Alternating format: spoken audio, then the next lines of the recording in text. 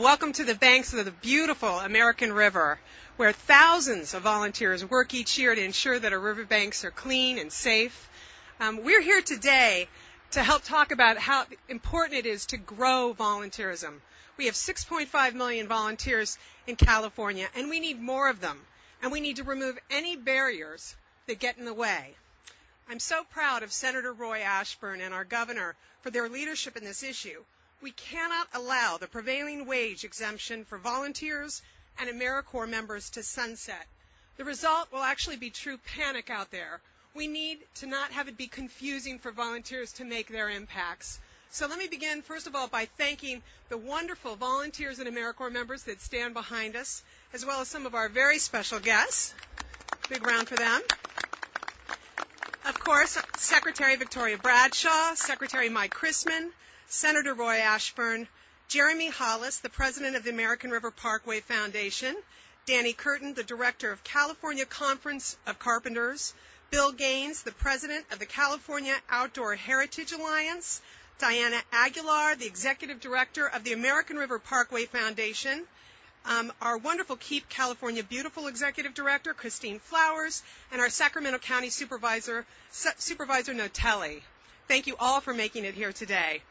The next gentleman that you'll be hearing from is our incredibly inspiring leader who really gets volunteerism and service and really wants to see more Californians out there making a difference. Please join me in welcoming Governor Arnold Schwarzenegger.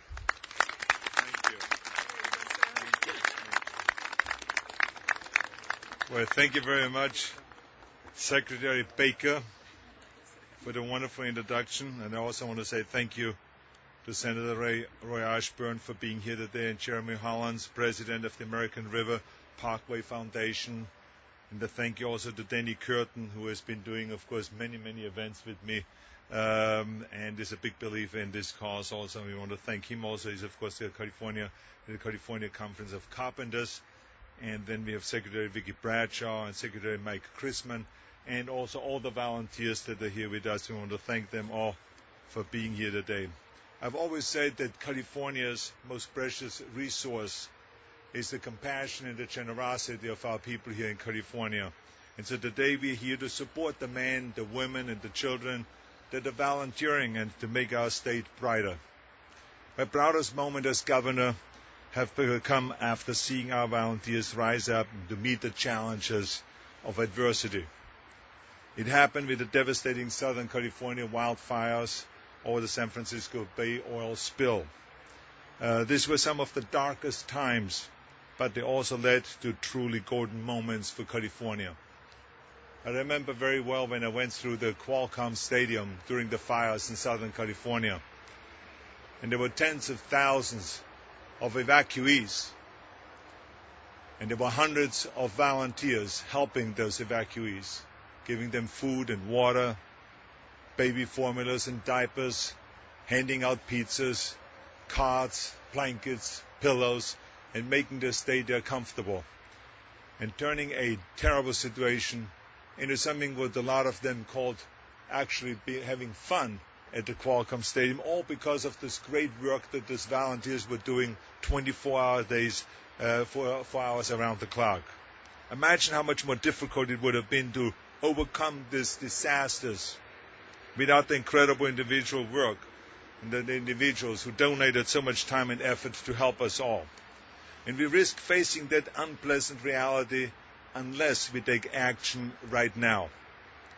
A provision that I signed into law allowing volunteers to work on certain government-supported projects is set to expire at the end of this year. And this is why Senator Ashburn has jumped into action. He has a bill to make this provision permanent, and it's scheduled to be heard at a committee on Wednesday. And unless it succeeds, we may have to turn away our volunteers and send them home. As a matter of fact, a lot of non-profit organizations will have to close their doors. That is crazy and unthinkable, but it's also a sad reality. Government should welcome these dedicated volunteers with open arms rather than getting them all tied up in red tape.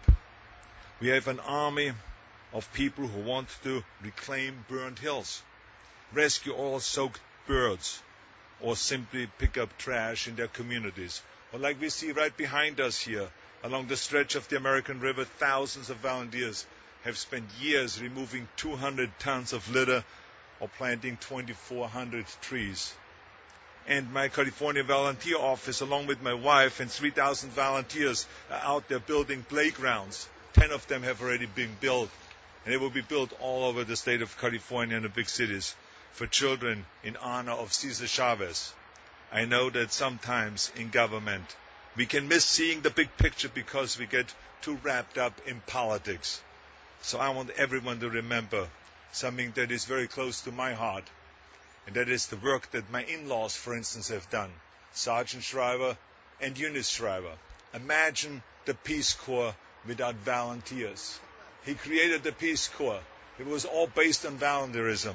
Imagine Special Olympics without volunteers. The hundreds of thousands of volunteers all over the world that have created Special Olympics and helping kids that are intellectually challenged.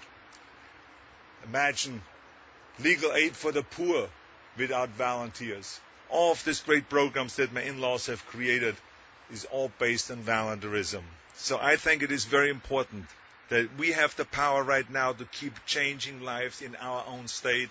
So I urge everyone to make sure to fight that we keep volunteerism alive here in California and not have a bunch of politicians kill that great idea.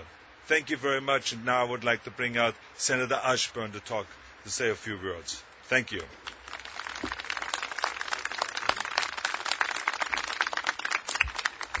I first want to thank and recognize Governor Schwarzenegger for his leadership in creating California's first cabinet position dedicated to the idea that volunteers and volunteer service are extraordinary and that we ought to celebrate volunteers in every way possible. The governor has made the point very clearly that the strength of our state, indeed the strength of our neighborhoods and our communities and our families, is rooted in the idea that people step forward. They step forward freely to give of their time, their energy, and their talent as volunteers. It's absolutely incredible that we would be here debating the value of volunteers. But that's what this debate is about. Whether or not certain politicians are going to stifle, they're going to limit, they're going to regulate, they're going to impede the ability of organizations to bring into community service so many men and women and young people who are willing to give of themselves, their time, their energy, and their talent as volunteers. My legislation, which simply makes it unequivocally clear that volunteers are essential in California, is set for a hearing on Wednesday. I urge the committee, I urge the majority party to pass that legislation. If we do not, by the end of this year, it will be a confusing, difficult, unreasonable condition with respect to bringing our volunteers into service for the benefit of the people of our great state. So I appreciate the governor's leadership and those who lead volunteer efforts in our state. And before my voice completely departs, let me welcome to the podium Jeremy Hollis, the president of the American River Parkway Foundation.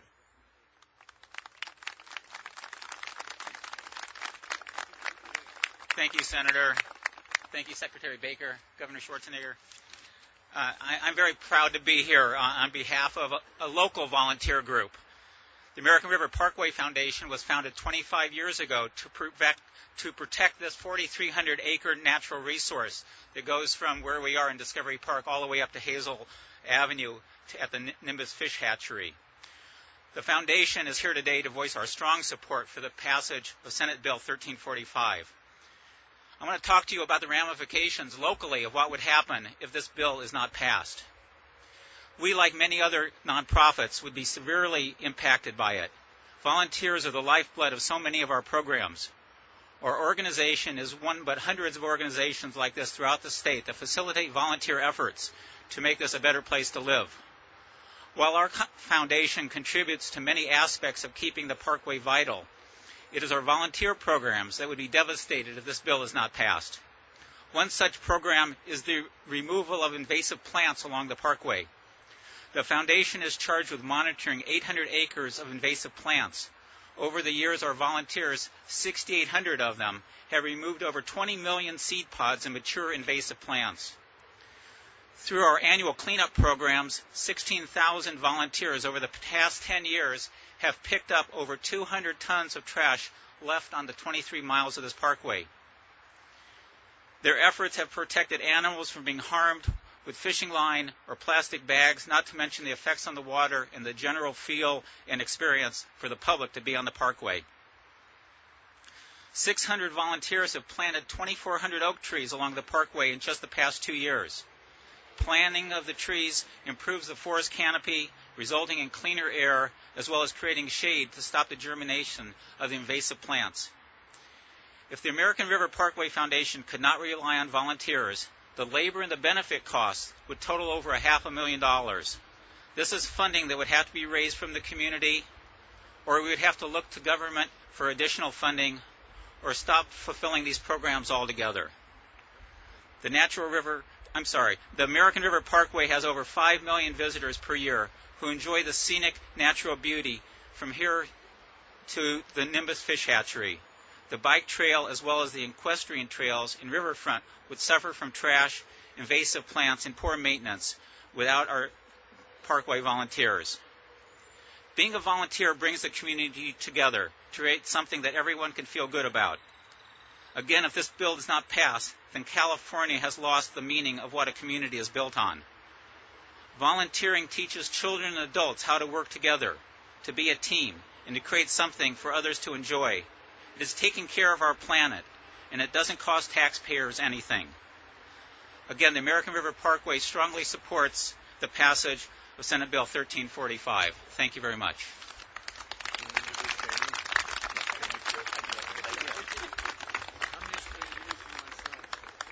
I'd now like to introduce Danny Curtin. Danny is the director of the California Conference of Carpenters. Thank you, Danny. Thank you very much. I appreciate that. Before I start, I do want to say one thing. The American River Parkway Park is one of the true urban gems in America. I want to congratulate Supervisor Natoli and those before him who had the vision to put this park together. It extends for miles and miles out to the Folsom Dam for bicyclists and every sort of recreation that you can imagine, and it is truly one of the most beautiful parks in America. Having said that, I also want to congratulate the governor for his vision on volunteers.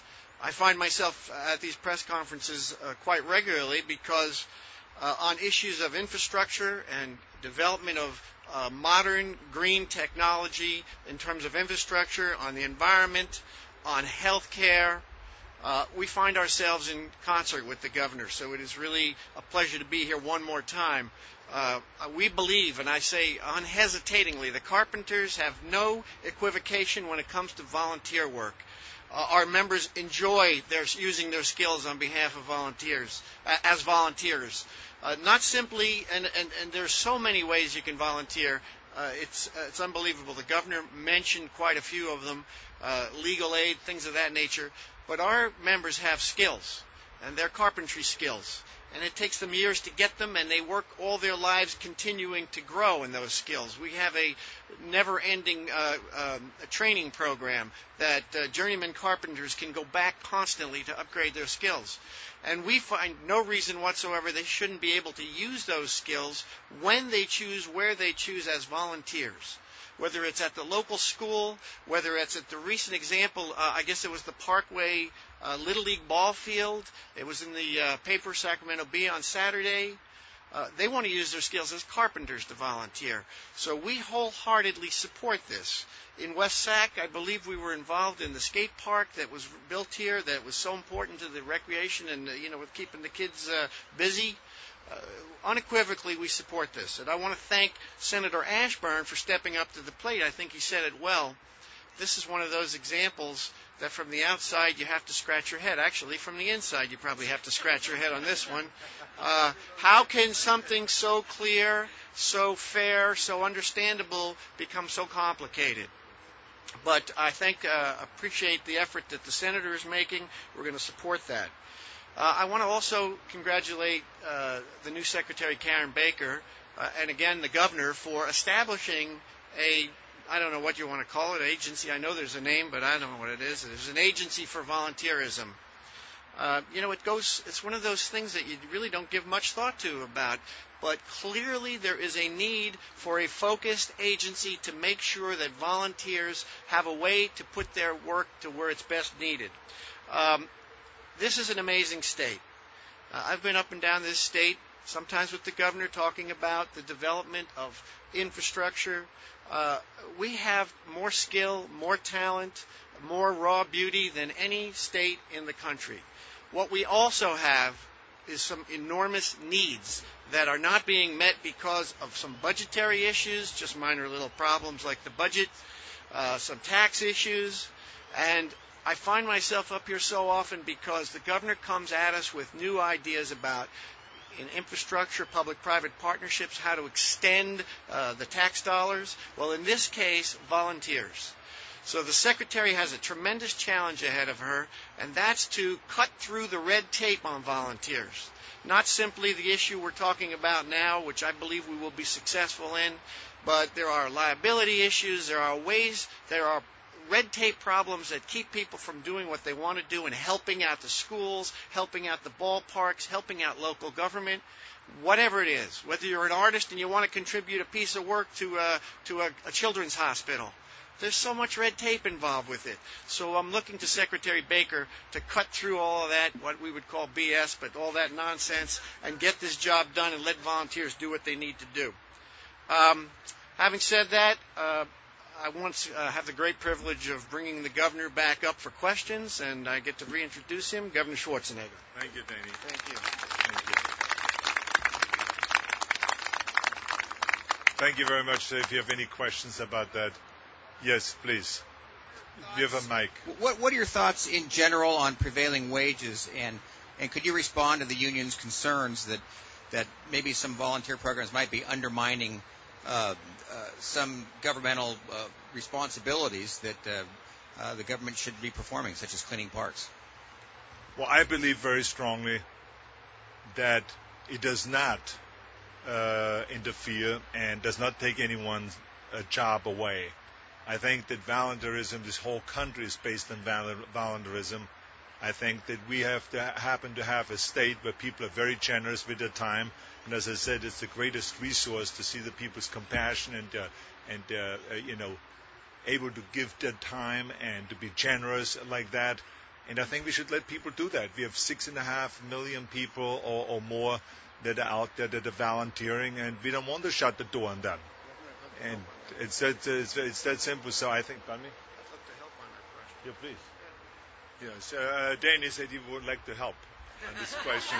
I'd like to volunteer, actually. Yeah, no, I'd like to volunteer. But I mean, anyway, no. You know that where I stand, I don't think it will cut in and take anyone's job away. And it does not mean I don't believe in prevailing wage or anything, because if it's the taxpayers' money, yes, prevailing wage would kick in and all this. But in this particular case, it has absolutely nothing to do with that at all. Go ahead. Thank you. I would like to volunteer on that question. As the representative of the Carpenters Union, we believe very, very deeply in the prevailing wage law, which we believe is a fair law. The issue, though, is not whether it's prevailing wages or not. It's a volunteer question. These are jobs that are often not getting done because the budget doesn't allow for these jobs to be done. There's no budget for the creek cleanup here. There's no budget. You look at the schools when they're suffering, they can't buy books. If there's a storm and there's a leaky roof, there's no real budget there to go contract to rebuild the roof. Either that or you take away classroom time from the kids. And our people strongly believe that where they can help out in this crisis, they should. They should have that authority to do that, that right to do that, so their kids don't sit in a leaky classroom. And they often know other crafts workers, electricians or others, who can come down and do those kinds of jobs. So it's not just creek cleanup types of jobs. Rebuilding a ballpark.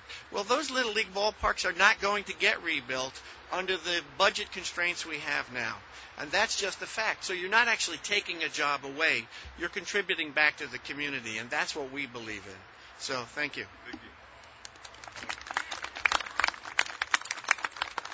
One other thing that should be pointed out is these jobs were never, for the most part, done by public employees. They are, in fact, jobs that have always been done by volunteers. And what happened in this case is the definition of public works changed in the early 200s, 2002 and 3. So what it is, these are jobs that are value added. They are not taking jobs away from people. We want to continue the volunteer work that has been done, and we want to grow it so that, in fact, we don't lose our parks and our ballparks and a lot of things that have been done by volunteer work for the last decades and the last century. Thank you. I'm Vicki Bradshaw. I'm the Secretary of Labor and Workforce Development. The Secretary. She's not a volunteer, though. No, she's not a volunteer. Over the weekend, UCLA acknowledged that your wife's medical privacy was violated. Can you explain how you came to learn this and what your reaction was to that information? Well, I think that all of this information is unfolding as we go along. So whenever you see it in the paper, that's when we also hear about it. So I think that Secretary Kimball Shea is on the case. They're working with UCLA, but it's not just UCLA, may I remind you. This kind of practice has been happening all over the state, wherever there's celebrities involved. And I have been, a victim of this in my hospital visits, if it was for my heart surgery or hip surgery or shoulder surgery, all of those things. Every single time I've heard, just by the time I was wheeled out of the operation room, people were telling me there were kind of, people going through your file that had white coats on, and so that obviously snuck into the hospital that had nothing to do with the hospital staff at all. So those things happen. And I think unless the hospital comes up with a procedure to protect the patients, if they're celebrities, if they're business executives, or just ordinary citizens, everyone's file ought to be protected, and everyone's medical history ought to be protected. That is the responsibility of the hospital. And so we're going to go and work with them to find a way so that we can help them, protect everyone's files. Yes, please. Just back to the budget for a moment. You've been around the state the last few weeks talking about budget reform and a budget reform proposal. You outlined something in your State of the State, but there's no specific piece of legislation yet. When will you introduce that, and why haven't you so far? Well, as you know, we are working with the legislators, and we will be introducing it. We will have a sponsor for the legislation. And in the meantime, I think it is important that we get to the May revise, that we also know on April 15th, what our revenues are, and all of this kind of information is being gathered now. So we are very well on our way. I think the most important thing is for the legislators to recognize the fact that we have a serious problem, and the problem is not because of the economy, but the problem is because we have a budget system in place that doesn't work, that every single time when we have more revenues, they spend it, and whenever we have less revenues, we don't have money from a rainy day fund that we can supplement this kind of lower revenues. So that is really being our problem, and this is why we are sending our children and education on this roller coaster ride, and other vulnerable citizens, including prisons and law enforcement and all this. And we got to fix the system, because we know that in the future there will be downturns economically, and there will be revenues that will be coming in less than anticipated. Those things happen. How prepared are we to face those kind of things, those challenges, and how do we do it so that we don't hurt those vulnerable citizens, and especially our children, with the education system? Yes. It's run into a lot of controversy, and it's going to be passing through Northern California, San Francisco the next couple of days. Can I get your response to that, please? Well, I think that the people all over the world are letting their voice be heard. how displeased they are with what China is doing with Tibet and with the monks and all this. As much as people were outraged about when Russia went into Afghanistan in 1979 and what created the boycott then, I don't believe in a boycott. I think that China has been China, and I think that China has gotten the Olympics based on their history. So I don't think that anyone ought to go now and say, oh my God, we didn't notice about the Chinese, let's boycott. I think that sports should not be used in order to go and start to do diplomacy and all of this. I think that people should go to China, that they should go into, athletes should compete, and they should continue on. But as those flames go through the various different countries, I think people should show how displeased they are with their policies. Thank you very much. Thank you.